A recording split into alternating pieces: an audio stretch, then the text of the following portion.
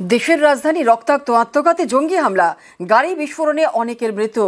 এই নিয়ে রাজনীতির হাওয়া গরম। কেন্দ্রীয় স্বরাষ্ট্রমন্ত্রীর পদত্যাগের দাবিতে সরব তৃণমূল, পাল্টা জবাব দিয়েছে বিজেপিও। সোমবার সন্ধে লালকেল্লার কাছে ভয়াবহ জঙ্গি হামলা, গাড়ি বিস্ফোরণ, এতে মৃত্যু হয়েছে অনেকের, আহত একাধিক। এতে দেশের রাজধানীর সুরক্ষা নিয়ে প্রশ্ন তুলেছেন তৃণমূলের সর্বভারতীয় সাধারণ সম্পাদক। এক্সে অভিষেক বন্দ্যোপাধ্যায়ের পোস্ট, দিল্লিতে লালকেল্লার সামনে বিস্ফোরণে একাধিক মৃত্যু এবং আহত হওয়ার ঘটনায় স্তম্ভিত। নিহতদের পরিবারের প্রতি গভীর সমবেদনা, আহতদের সুস্থতা কামনা করি। রাজধানীর বুকে এমন ভয়াবহ বিস্ফোরণ ঘটে গেল, এটা ভাবতেই অবাক লাগছে। কেন্দ্রীয় স্বরাষ্ট্র মন্ত্রকের অধীনে থাকা দিল্লি পুলিশের দায়িত্বে আইন শৃঙ্খলা। সোমবার বিপুল বিস্ফোরক উদ্ধার হয় হরিয়ানার ফরিদাবাদ থেকে। তারপরেই এই ঘটনা দেশের অভ্যন্তরীণ নিরাপত্তা নিয়ে প্রশ্ন তুলে দিচ্ছে। राजधानी सुरक्षा निये प्रश्न तुले सुर चढ़िए कांग्रेसও। जो चिंता और भय का माहौल पूरे देश में उपज रहा है, अब ये ब्लास्ट क्या था, किसने कराया, एक्चुअली क्या है, ये जब तक सरकार ये हमें नहीं बताती तब तक इस पर कोई टिप्पणी करना वाजिब नहीं होगा। बहरहाल एक भय का माहौल है, देश की राजधानी में है।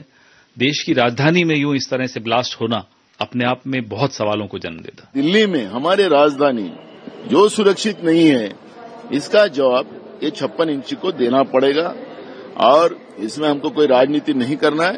हमारा सवाल है कि आज देश असुरक्षित है और केंद्र की सरकार इसके लिए जवाबदार है। যারা দায়িত্বে রয়েছেন, স্বরাষ্ট্রমন্ত্রী, দেশের গৃহমন্ত্রী এবং দেশের প্রধানমন্ত্রীর দিকে তাকিয়ে রয়েছে ভারতবর্ষ। পার্টির পক্ষ থেকে আমরা দেশের স্বরাষ্ট্রমন্ত্রীর ইস্তফা চাই, তার আমরা রেজিগনেশন চাই।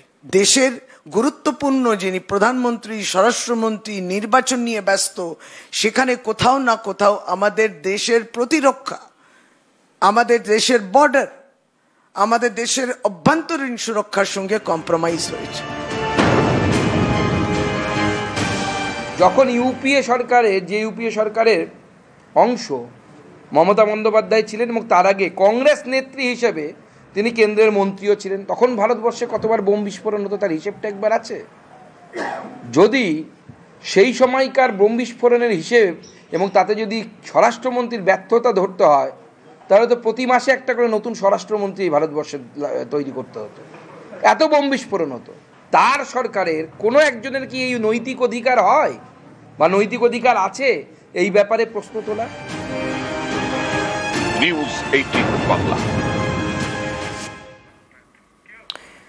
দিল্লি বিস্ফোরণের পর পর্যালোচনা বৈঠক, প্রধানমন্ত্রীর নেতৃত্বে মন্ত্রিসভার বৈঠকে থাকবেন অমিত শাহ, রাজনাথ সিং। বৈঠকে জাতীয় নিরাপত্তা উপদেষ্টা অজিত ডোভালও।